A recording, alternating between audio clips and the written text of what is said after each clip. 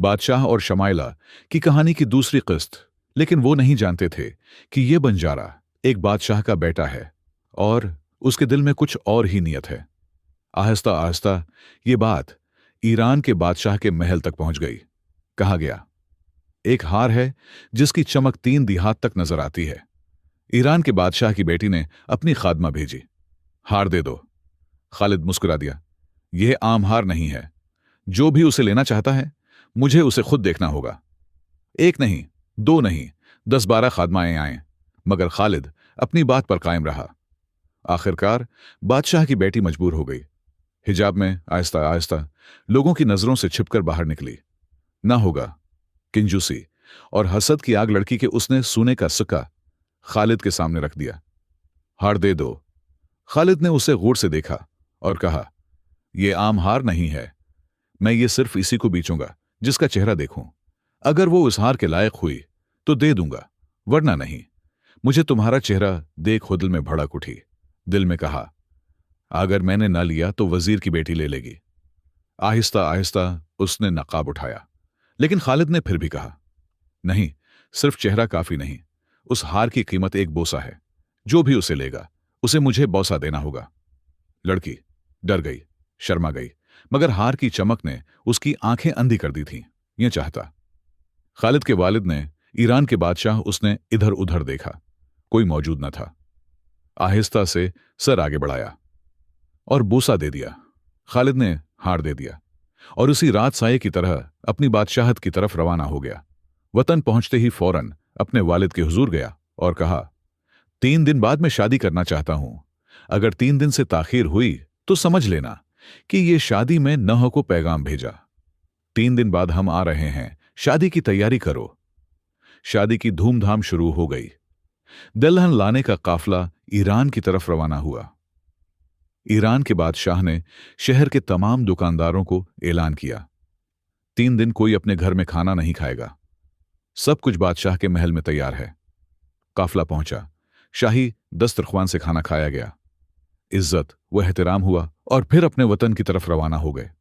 बादशाह ने अपनी बेटी के लिए 100 जोड़े कपड़े तैयार करवाए थे। शादी की पहली रात दुल्हन ने अलमारी के दरवाजे खोले, एक एक जोड़ा निकालती, हार पहनती, मगर दिल मुतमईन न होता। फिर कपड़े बदलती। आखिरकार बहुत कोशिशों के बाद एक खास जोड़ा पसंद आया। इसने हार पहन लिया, दिल को इत्मीनान हुआ। कमरा सजाया, शम्में जलें, दूल्हे के आने का इंतजार करने लगी। खालिद कमरे में दाखिल हुआ, अदब से सलाम किया, लेकिन अभी वो दुल्हन के तख्त तक न पहुंचा था कि उसकी नजर हार पर पड़ी। वो रख गया और बोला, ये हार तुमने कहां से लिया है? दुल्हन खामोश हो गई। कमरा राज और खामोशी से भर गया। खालिद बार बार इसरार करता रहा कि बताओ ये हार कहां से लिया। इसके पास कोई जवाब न था, न झूठ बोल सकती थी, न सच। कोई दुल्हन कैसे कह सकती है कि यह हार मैंने एक बोसे के बदले खरीदा है? शादी की रातें गुजरती गईं। खालिद का रवैया दुल्हन के साथ सख्त होता गया। वर उसने हार दे दिया। अब मैं ये सच अपने शौहर 10-12 दिन गुजर गए। खालिद उसके करीब न आया। हर रात आता और यही सवाल दोहराता।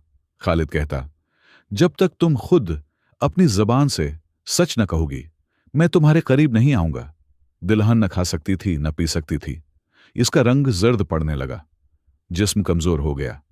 जो औरतें इसके साथ आई थीं, उन्होंने पूछा, क्या बात है, तुम तो मुरझाए हुए फूल की तरह हो गई हो। दुल्हन ने सारा सच बता दिया कि एक बंजारा आया था, मैंने बोसा दिया। ओ को कैसे बताऊं?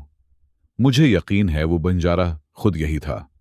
इसके मैके से आई औरतों ने मशूरा दिया, अगली बार जब खालिद सवाल करे तो कहना, मैं एक शर्त पर बताऊंगी कि तुम खूनकार बादशाह से इसकी बेटी शमाइला को जीत कर लाओ। अगली रात खालिद आया और फिर वही सवाल किया। दुल्हन ने कहा, मैं एक शर्त पर बताऊंगी कि तुम खूनकार बादशाह से इसकी बेटी शमाइला को जीत कर लाओ। खालिद ने शर्त मान ली। हालांकि इस शर्त ने लाखों जवानों की जान ली थी, मगर गैरत ने उसे पीछे हटने न दिया। मैं शमाइला को जीतने आया हूं। बादशाह ने कहा, आज किसी और की बारी है, कल तुम तैयार रहना। नौकरों ने खालिद को एक गहरी के अगले दिन उसने सामान तैयार किया और तुर्कमानिस्तान की तरफ रवाना हो गया, ताकि खूनकार बादशाह से उसकी बेटी शमाइला को हासिल करे। उधर दुल्हन के दिल में खौफ पैदा हुआ। उसे एहसास हुआ कि मैंने खालिद को मौत के मुना में भेज दिया है। वो अपने ससुराल गई और कहा, अगर इजाजत हो तो मैं भी छिपकर उसके पीछे जाऊं ताकि उसकी मदद कर सकूं। ससुराल वालों ने इजाजत दे दी। वो भी घोड़ा तैयार करके खामोशी से खालिद के पीछे रवाना हो गई। खालिद जब खूनकार बादशाह के महल पहुंचा तो कहा, हाय दिखाई, जहां इंसानों की हड्डियां बिखरी पड़ी थीं। कहा, ये इन हजारों लोगों की हड्डियां हैं जो शमाइला को जीतने आए और यहीं मर गए। लेकिन खालिद पीछे ना हटा। आज का चैलेंज हारने वाला मारा गया और रात को खालिद की बारी थी। रात हुई। खालिद को शमाइला के कमरे में लाया गया। शर्त यह थी कि अगर कोई शख्स 3 रातें लगातार शमाइला को बोलने पर मजबूर कर दे तो शमाइला उसकी होगी, वरना उसकी जान ले ली जाएगी। कमरे के एक कोने में शमाइला बैठी थी, एक कोने में काजी, एक कोने में मिला और एक कोने में खुद खालिद। दरवाजा बंद कर दिया गया। काजी और मिला उसलिए मौजूद थे ताकि अगर शमाइला बोले तो गवाही दे सकें। शमाइला दरअसल गूंगी नहीं थी, बल्कि अपने हुस्न पर मगरूर थी और जानबूझकर खामोश रहती थी ताकि लोग उसके हुस्न पर जान दे दिए। अब खालिद का वक्त शुरू हो चुका था। अब उसे कोई ऐसा तरीका अपनाना था कि शमाइला बोलने पर मजबूर हो जाए।